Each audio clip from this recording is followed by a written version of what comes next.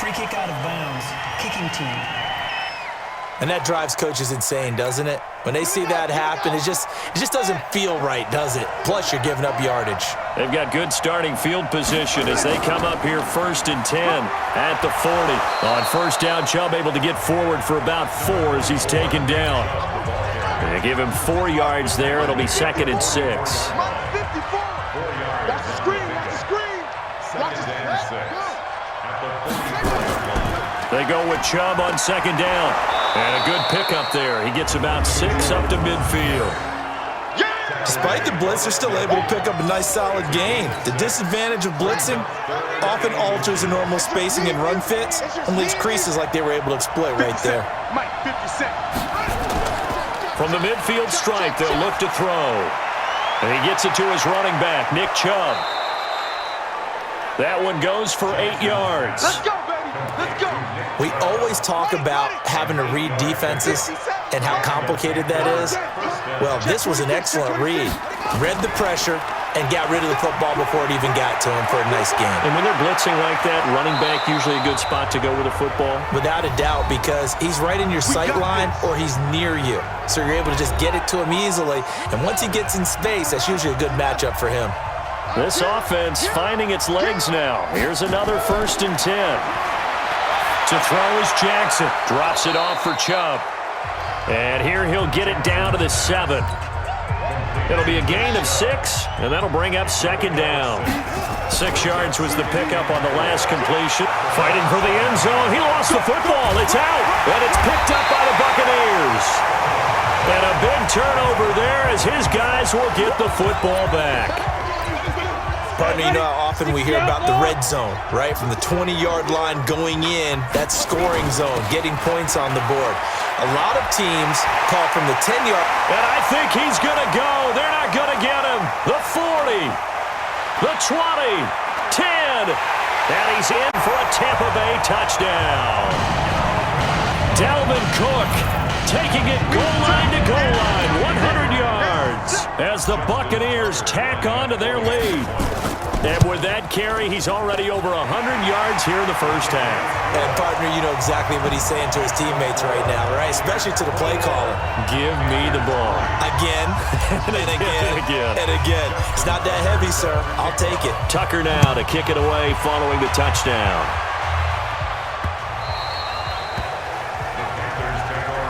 Let's go. Let's do it. Here are the Panthers now as their offense comes back out onto the field. And this, let's face it, an important drive if they're going to get back into this ballgame. Think about going into the locker room down 21-10 as opposed to 21-3. 21-10, a little more optimism, a little more bounce around the locker room, a little more discussion about how they're going to finish this thing off. 21-3. I think discouragement clouds that locker room. Yeah, and I think a touchdown much bigger than a field goal on this drive just to get into the end zone and get that momentum. On 2nd and a couple. Jackson looking for his tight end on the corner. It's complete. Get ready. Get ready. The Panthers going to use the 2nd of their timeouts as the clock will stop with 55 seconds to go until halftime. Throwing on first down, it's Jackson. It's caught by Aguilar. And he'll be brought down. Oh, that's a face mask. Certainly looked like it. Indeed, here come the flags. Defense. Well, we looked at each other right away. We knew that flag was coming out. And I always enjoy the conversation post because officials always tell you, I don't want to throw the flag, but you caused the play. You did it. I had to. Jackson on first down. And that is incomplete. It's been my observation there's been a nice variety of play calling defensively. You and I often talk about an offense's ability to keep a defense off balance with what they're doing. I think the converse has been true in this game. Yeah, I think you're right. They seem to have gone off tendency quite a bit, but only the 2nd quarter, a lot of time to change things. 11 yards there, first down. So they've been in the red zone 3 times, and it's yielded just 3 points. Can they find the end zone here on 2nd and goal? They'll give it to Chubb. And forget about finding a lane. He barely had time to look up before he was planted in the backfield. 2nd and goal from the 6 this time.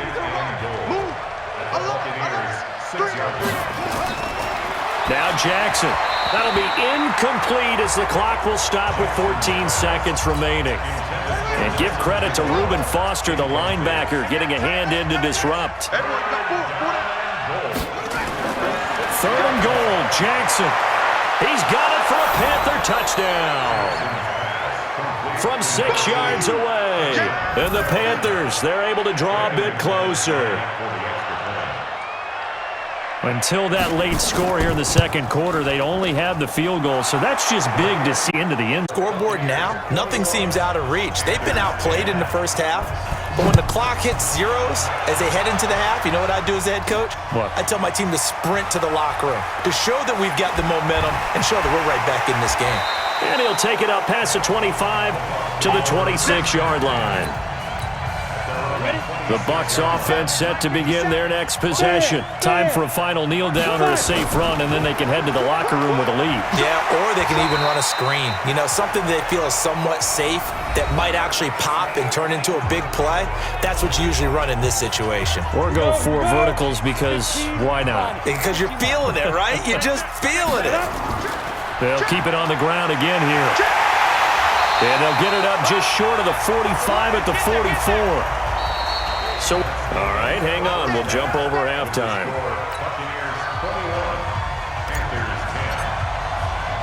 Both teams appear ready for the fight ahead, and we resume action here in quarter number 3.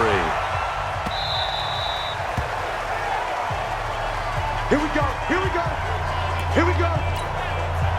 The Panthers out there and ready to begin their next drive. They have the ball here for the inaugural drive of the second half. Pretty big deficit, though. We'll see what adjustments were. Jackson hit, and he lost the football. And it's picked up by the Buccaneers. And he'll be down at the 6-yard line. And they came out of the locker.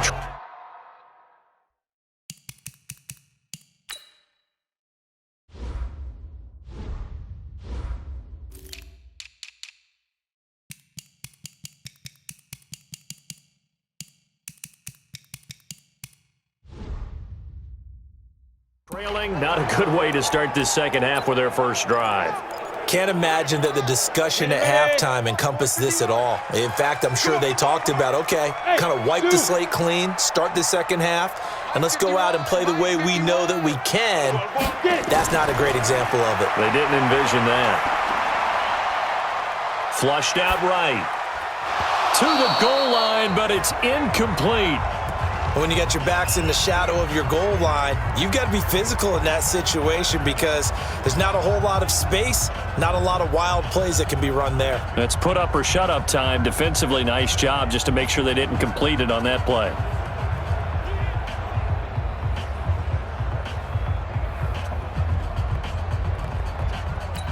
On the set.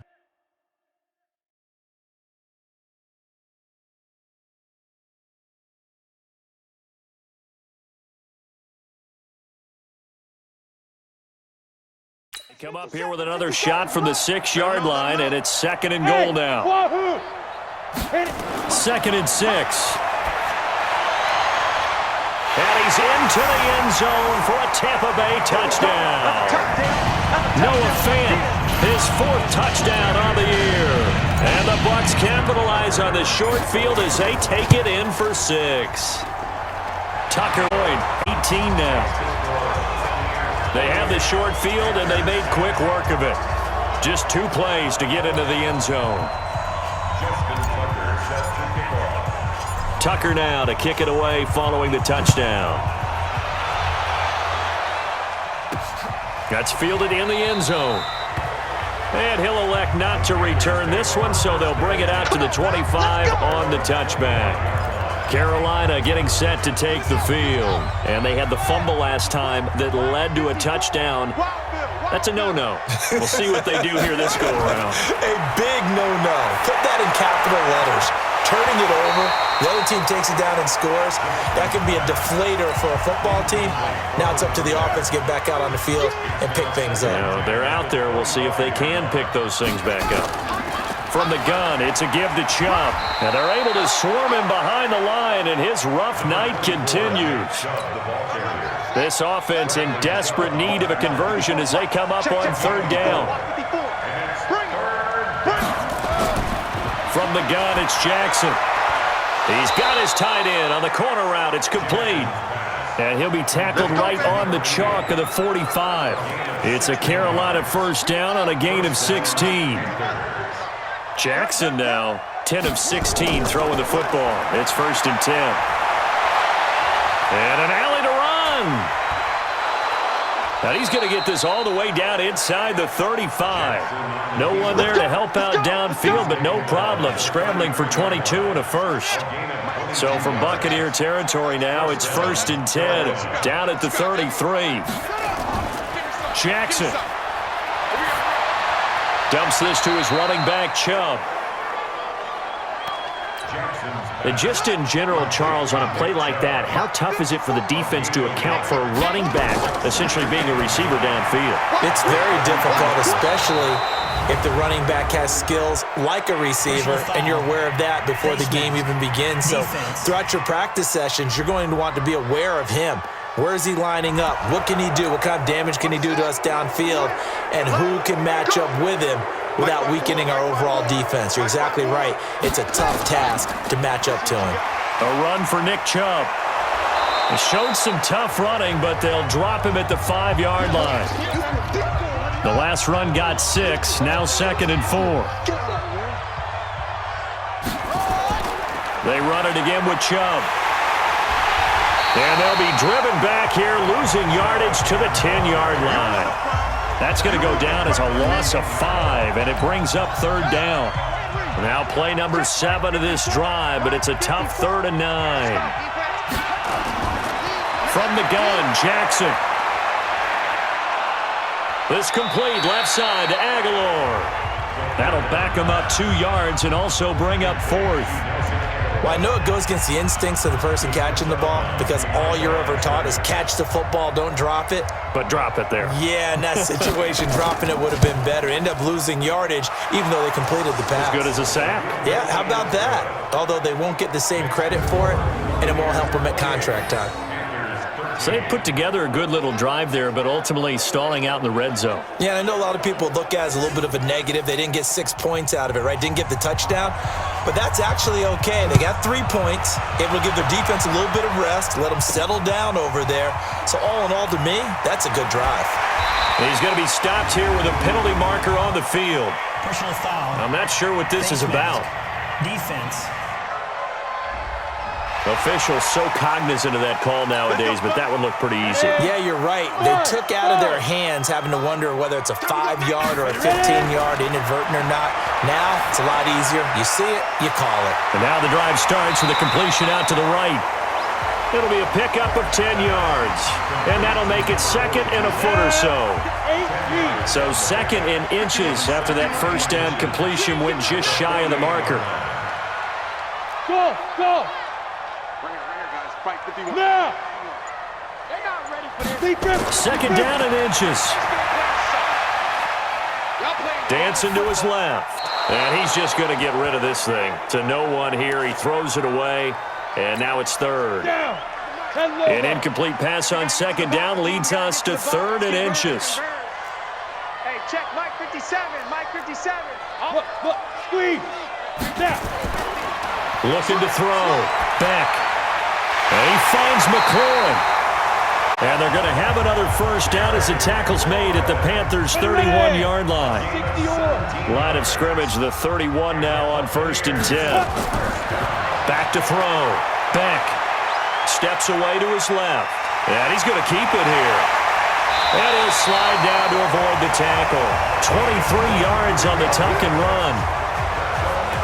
Partner, he was going through his progressions. Not there, not there. After about the 3rd one, he decided he better pull it down and run for it. And he slides down and avoids the hit for good measure.